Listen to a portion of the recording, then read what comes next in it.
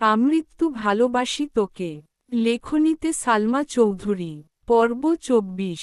মেঘ চলে যাওয়ার পর আবির পাশ থেকে ফোন নিয়ে মেঘকে হাইড করে ফেসবুকে পোস্ট দিয়েছে।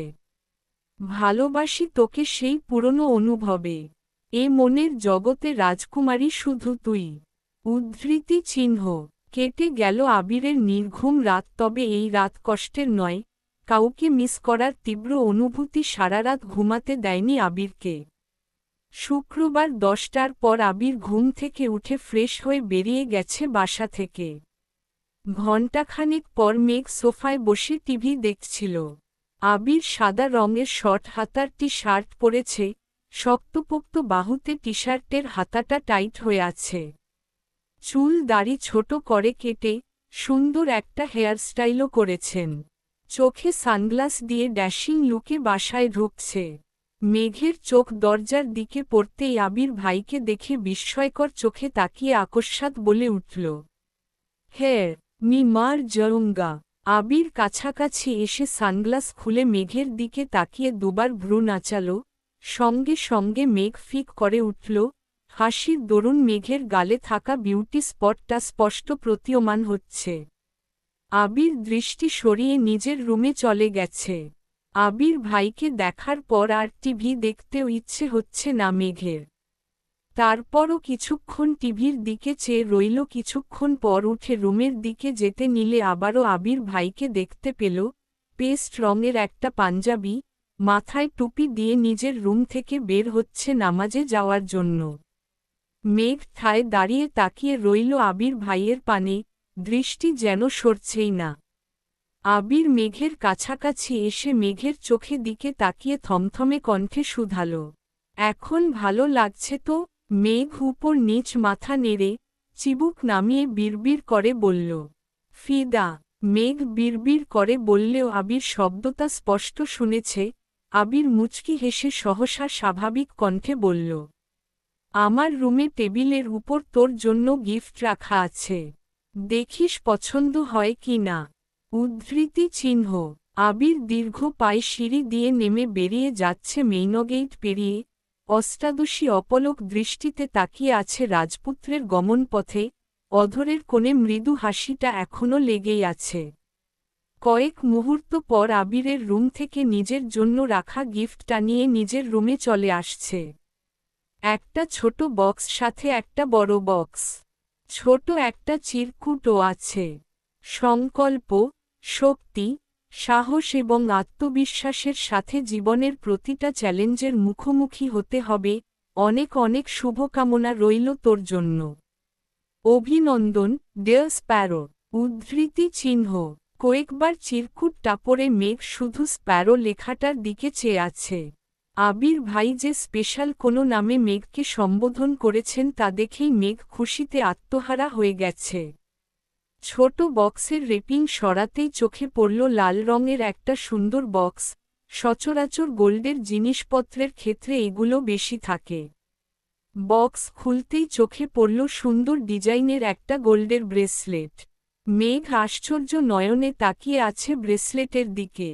মেঘের সকল অপূর্ণ ইচ্ছে আবির ভাই যেন ধীরে ধীরে পূরণ করেই যাচ্ছে। আইফোন, ল্যাপটপ, নূপুর, বাইকে ঘোরা থেকে শুরু করে ছোট বড় কত কত ইচ্ছে পূরণ করতেই যেন মেঘের জীবনে আবির ভাইয়ের আগমন ঘটেছে।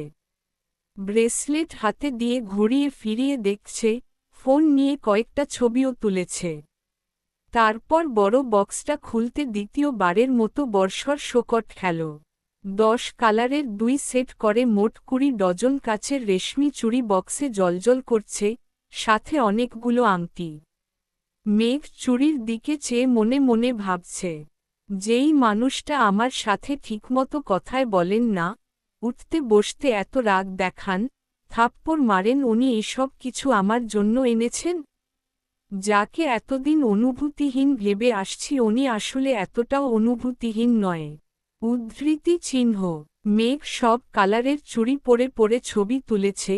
গতকাল তানভীর একটা ব্র্যান্ডের ঘড়ি দিয়েছিল, সেটা পরেও ছবি তুলেছে। সবগুলো হাতের ছবি একসাথে করে ফেসবুকে পোস্ট করেছে।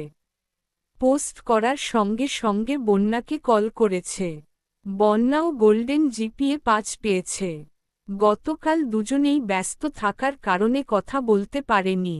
বন্যা ফোন রিসিভ করেই বলল, এত গিফট তোরে কে দিল রে?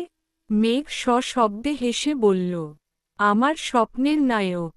বন্যা কপাল কুঁচকে বলল, আবার ফালতু ব্যাটারে নিয়ে স্বপ্ন দেখছিস?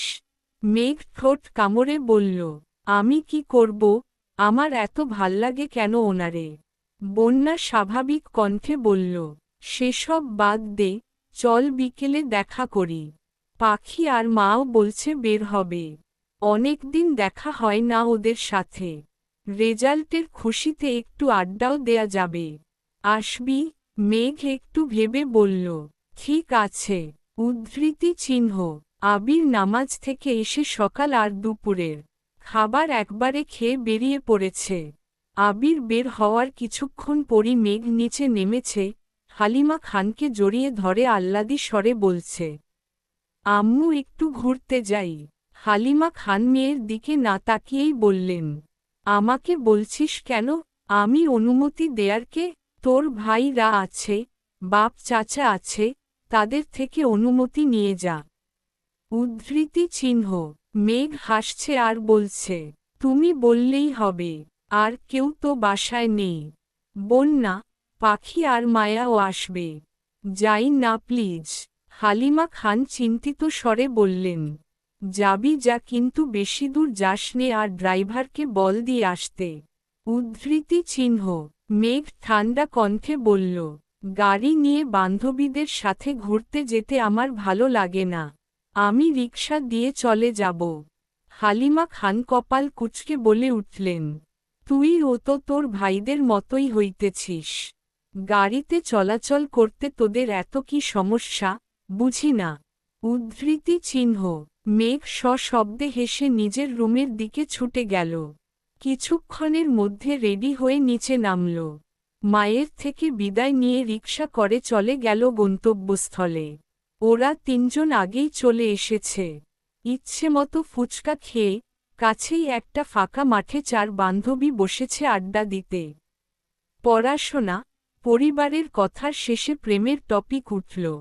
পাখির বিয়ে ঠিকঠাক, অ্যাডমিশন টেস্টের পরেই খালাতো ভাইয়ের সাথে বিয়ে। এদিকে মায়ারও বয়ফ্রেন্ড আছে, জগন্নাথ বিশ্ববিদ্যালয়ে পড়ে, তাই মায়া মনেপ্রাণে চেষ্টা করছে যেন জগন্নাথ বিশ্ববিদ্যালয়ে চান্স পেতে পারে। ধীরে ধীরে আবির ভাইয়ের কথা উঠল। মেঘ অবলীলায় আবির ভাইয়ের প্রতি নিজের অনুভূতি প্রকাশ করল। সবকিছু শুনে মায়া আকস্মাৎ বলে উঠল, আমার কাছে একটা প্ল্যান আছে। উদ্ধৃতি চিহ্ন। বাকি তিনজনই একসঙ্গে বলে উঠল, কি প্ল্যান? মায়া বলল, আমাদের মধ্যে কারো ফোন থেকে তোর আবির ভাইয়ের নাম্বারে কল দে, একটু ঢং করে কথা বলবি, দেখবি ওনার মনে কি আছে। যদি উনি কাউকে পছন্দ করেন, তাহলে সেটাও প্রকাশ পাবে, সাথে ওনার ক্যারেক্টার সম্পর্কেও ধারণা হয়ে যাবে। উদ্ধৃতি চিহ্ন।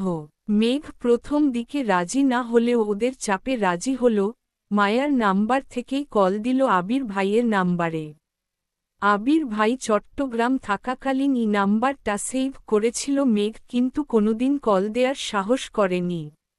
আজ মায়ার ফোনে আবির ভাইয়ের নাম্বারটা লেখার সময়েই মেঘের হাত কাঁপছিল।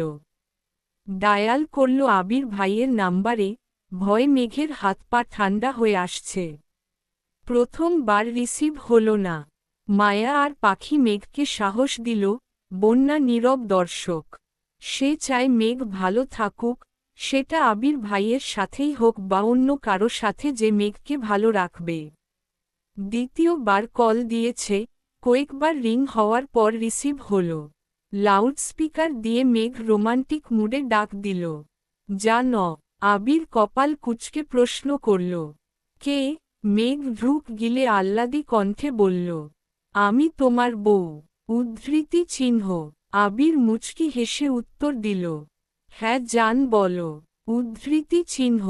মেঘ দাঁতে দাঁত চেপে বৃহৎ চোখে চাইল বান্ধবীদের দিকে। রাকিব ডেকে উঠল, কিরে আবির, কার সাথে কথা বলিস? উদ্ধৃতি চিহ্ন। আবির উত্তেজিত কণ্ঠে বলল, আমার বউ কল দিছে, ডিস্টার্ব করিস না। উদ্ধৃতি চিহ্ন। মেঘ সহ বাকি তিনজনই হা করে চেয়ে আছে। মায়া কল মিউট করে মেঘকে কানে কানে কি বলেছে আনমিউট করে মেঘ স্বাভাবিক কণ্ঠে বলল, আই মিস ইউ জান। আবির নিঃশব্দে হেসে উত্তর দিল, আই মিস ইউ টু জান। কোথায় আছো বলো, আমি এখনই আসছি। আবিরের মুখে এমন কথা শুনে মেঘ তাজ্জব বনে গেল, নিঃশ্বাস যেন গলায় আটকে যাচ্ছে। শরীর ঘামতে শুরু করেছে। নিজের কানকে বিশ্বাস করতে পারছে না। প্রেমিকা সুলভ মনে এক মুহূর্তেই আধার নেমেছে। চেনা নেই জানা নেই আননোন নাম্বারের কোনো মেয়ের সাথে আবির ভাই এভাবে কথা বলবেন সেটা মেঘ ভাবতেই পারছে না। মেঘ এক হাতে মাথা চেপে ধরেছে। আবির পুনরায় প্রশ্ন করল, কি হলো? কথা বের হচ্ছে না গলা দিয়ে। মায়া আর পাখির থেলায় মেঘ ধীর কণ্ঠে শুধু বলল, কিছু না। উদ্ধৃতি চিহ্ন। আবির এবার স্বভাব সুলভ গম্ভীর কণ্ঠে প্রশ্ন করল, কোথায় বসে বাদরামি করা হচ্ছে শুনি? আবির ভাইয়ের প্রশ্নে মেঘ আরও বেশি আশ্চর্যান্বিত হল। কয়েক মুহূর্ত নীরব থেকে কাপা কাপা কণ্ঠে বলল, মা মানে? আবির কণ্ঠ দ্বিগুণ ভারী করে জবাব দিল, বাসা থেকে একা বের হয়েছিস, একবার জানানোর প্রয়োজন মনে করলি না? এত বড় হয়ে গেছিস। উদ্ধৃতি চিহ্ন। মেঘের চোখ কোটর ছেড়ে বেরিয়ে আসার অবস্থা হল, শুধু দীর্ঘশ্বাস ফেলছে। এভাবে আবির ভাইয়ের কাছে ধরা পড়ে যাবে এটা ভাবতেও পারেনি। লাউডস্পিকার অফ করে ফোন কানে ধরেছে। মেঘকে নিশ্চুপ থাকতে দেখে আবির নিরেট কণ্ঠে বলল, যেখানে নিঃশ্বাসের শব্দে আমি তোর অস্তিত্ব উপলব্ধি করতে পারি, সেখানে তোর কণ্ঠ আমি চিনব না? ভাবলি কিভাবে? মেঘ পাথরের ন্যায় বসে আছে। আবির ভাই কি বলছে তার কিছুই মাথায় ঢুকতে না। সে যে ধরা পড়ে গেছে এটা ভেবেই লজ্জায় মরে যেতে ইচ্ছে করছে। আবির ভাই কি না কি ভাববে? তারা চিহ্ন সোপ্পর না দিয়ে বসেন আবার। তারা চিহ্ন সোপ্পরের কথা মনে পড়তেই সঙ্গে সঙ্গে গালে হাত দিল মেঘ। আবির পুনরায় প্রশ্ন করল, কোথায় আছিস? মেঘ তখনও গালে হাত দিয়ে নিস্তব্ধ হয়েই বসে আছে। আবির রাগান্বিত স্বরে বলে উঠল, কি হলো বল? মেঘের গলা কাঁপছে, কোনোরকমে জায়গার নামটা শুধু বলল।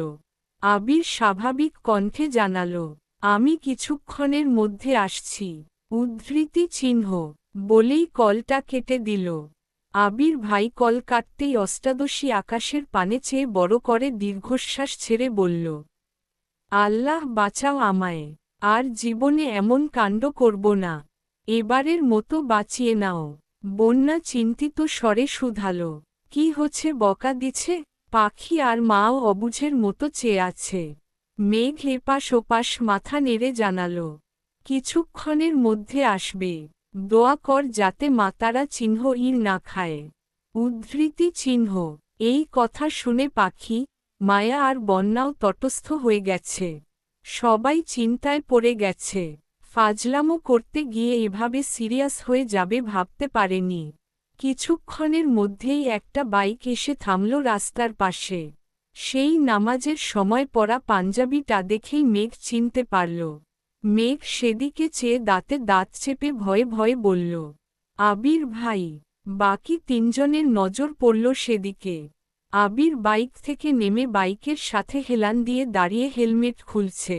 বন্যা আবির ভাইকে আগে দেখলেও পাখি আর মায়া আগে দেখেনি। মায়া উত্তেজিত কণ্ঠে বলল, উনি কি আবির ভাই? বন্যা জবাব দিল, হ্যাঁ। মায়া পুনরায় বলল, আল্লাহ কি হ্যান্ডসাম। মাশা আল্লাহ। এত কিউট জানলে আমি এই কথা বলতাম, পটিয়ে আমার করে নিতাম। উদ্ধৃতি চিহ্ন। মেঘ রাগান্বিত স্বরে বলে উঠল, আমার আবির ভাইয়ের দিকে কেউ নজর দিবি না বলে দিলাম। উদ্ধৃতি চিহ্ন। কথাটা বলেই মায়ার ফোন নিয়ে সেখান থেকে আবির ভাইয়ের নাম্বারটা ডিলিট করে ফোন রেখে নিজের পার্টস নিয়ে রাগে ফুঁসতে ফুঁসতে উঠে চলে গেছে।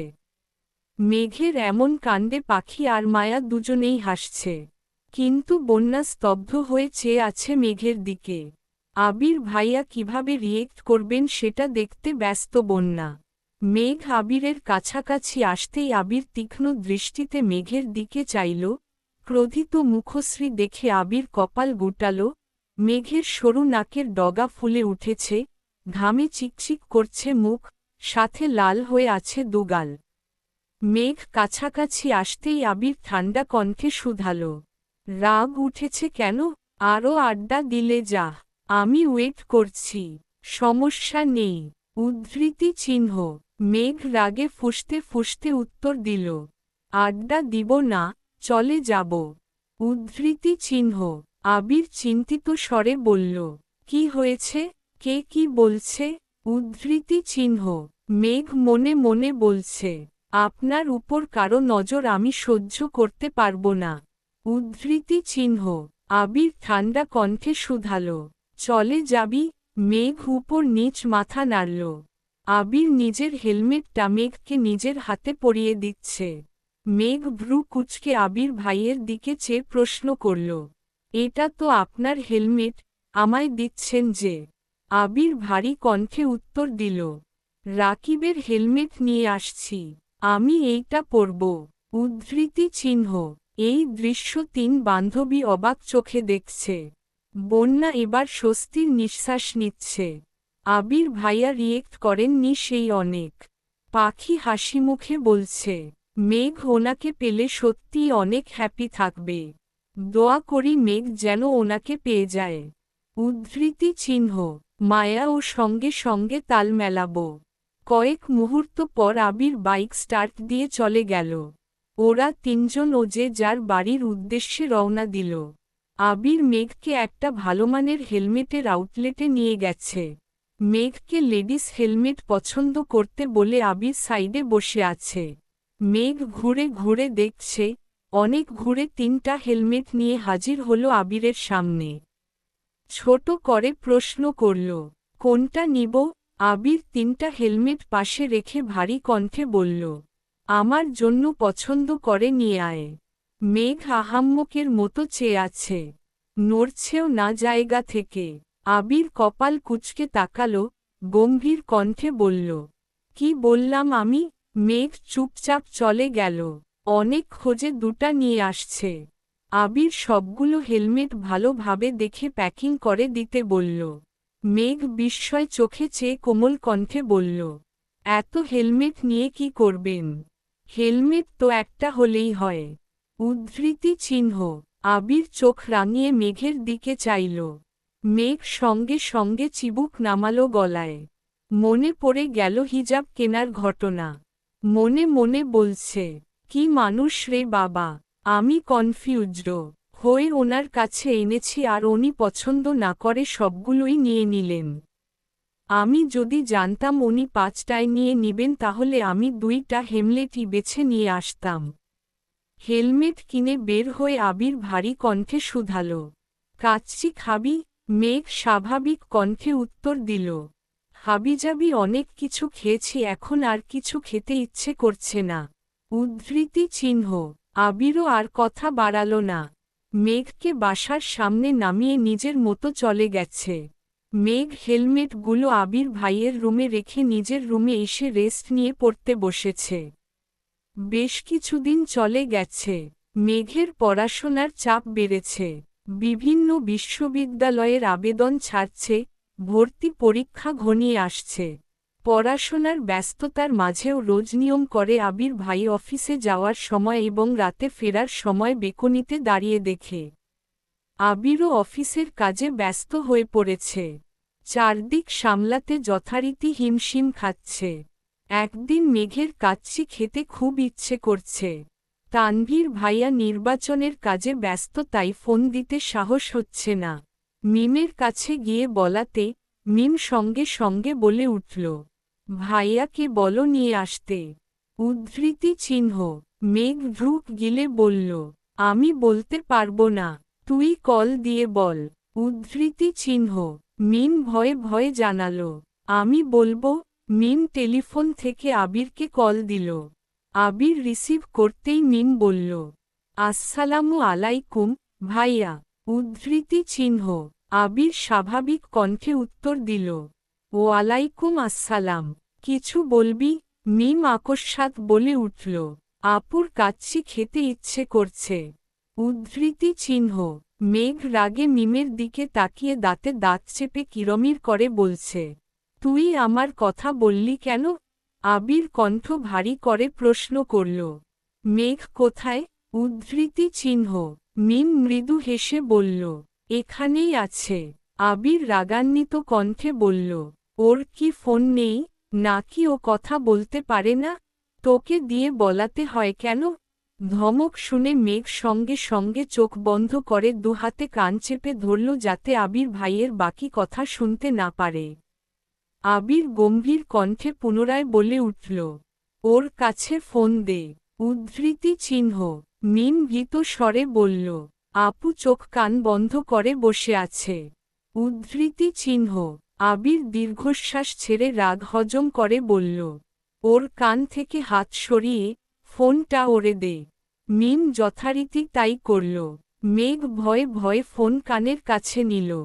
কিছু বলার আগেই আবির ঠান্ডা কণ্ঠে জিজ্ঞেস করল, কাচ্চি কি এখনই আনতে হবে নাকি ঘণ্টা খানেক পর নিয়ে আসলে হবে?